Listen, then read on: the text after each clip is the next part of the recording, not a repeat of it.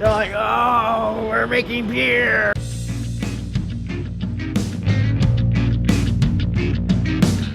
I was expecting like some Simpson-esque winter wonderland where they're brewing crap up and they're drinking and they're, loud music is playing in the background and they're like, oh, we're making beer.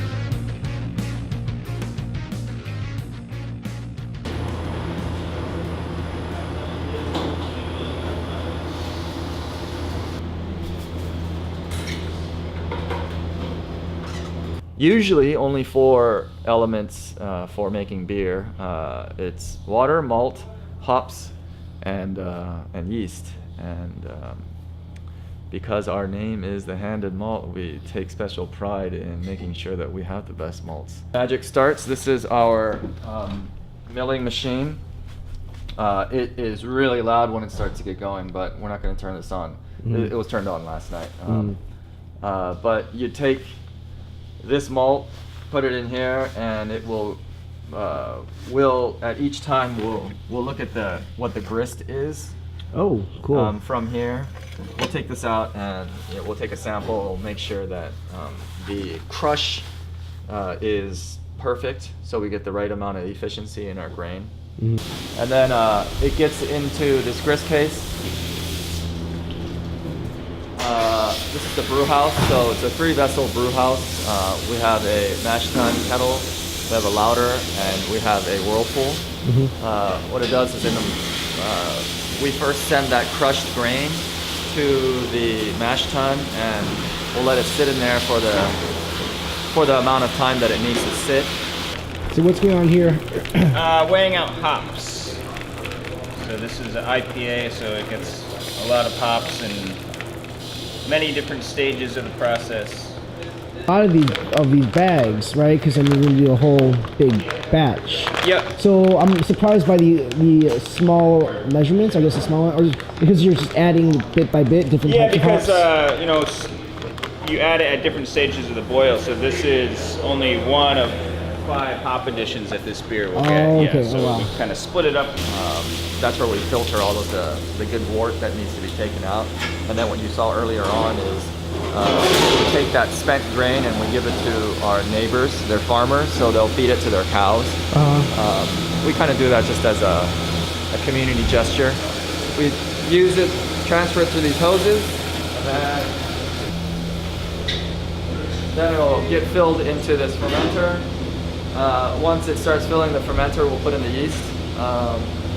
This time we're using dry yeast. We usually don't use dry yeast, but we're using this for a special project right now.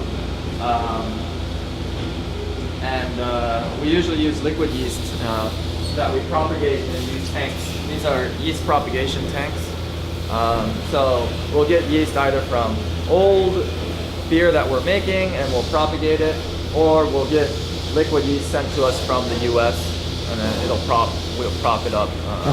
We'll make it more and more and more and more and more to be able to pitch to a 2,500 or a 5,000 liter tank.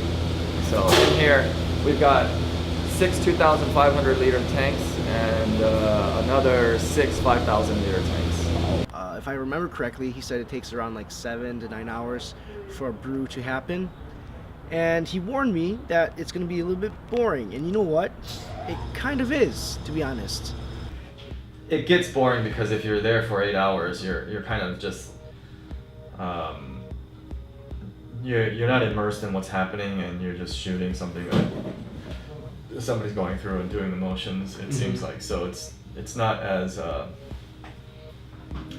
exciting as people think it is. There are some cool parts to it, but just because it's such a long, drawn out process, it really takes a lot of patience to actually watch the whole brewing process. I think a lot of people, especially lately, think that making beer, brewing beer is kind of a sexy, kind of a cooking style thing, but it's far from cooking. It's a very scientific based process.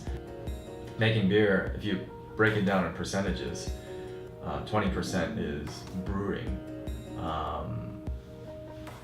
70% is cleaning. Everything at the end of the day has to be clean. Brewing is about making beer, but it's more important to be clean. If you have any bacteria or wild yeast that makes its way into the beer, then it'll give it a bad flavor.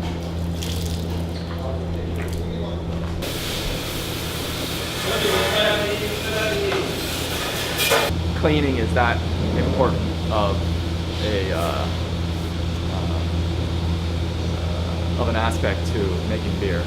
Is it because just like not just sanitary wise, but just so you won't other elements won't get into it? Yeah. Okay, gotcha. Yeah, I mean, if even the tiniest microbial bacteria gets in there, not only will it ruin this batch, but it will ruin further batches of where it's hiding in there, and it'll continuously ruin everything in here. So it's usually creates a full stop for several months. Oh wow. Yeah. Because every single last microorganism needs to die. Yeah, you have to find it, and you don't know where it is because there's so many different places it could be. Oh, interesting.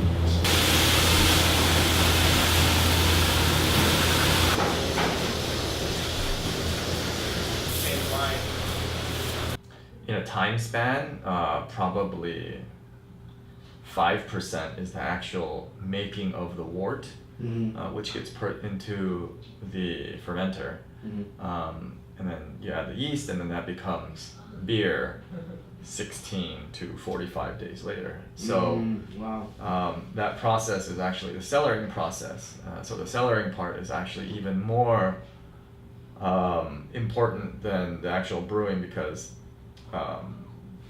brewing itself, making the wort, is very important, but it's how do you maintain that wort as it becomes beer during that 16 to 45 usual days that it takes to make a certain type of beer. A lager will take a lot longer, a craft stout will take a lot shorter time. I have these expectations of how my favorite things are made, whether it's barbecue or beer. Just seeing the complexity involved in making a proper brew, it makes me respect and appreciate the stuff that I get, in the convenience store or at a bar, all that much more.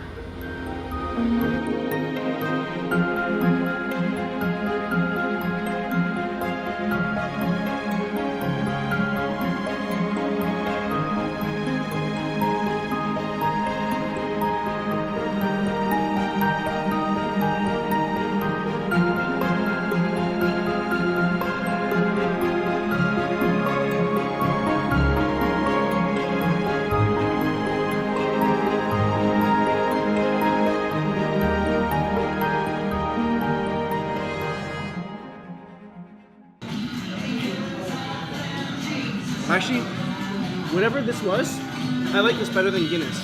Because Guinness is something too heavy, but this is actually like a, I don't know actually. Oh, this is the stout. From the Hand Malt.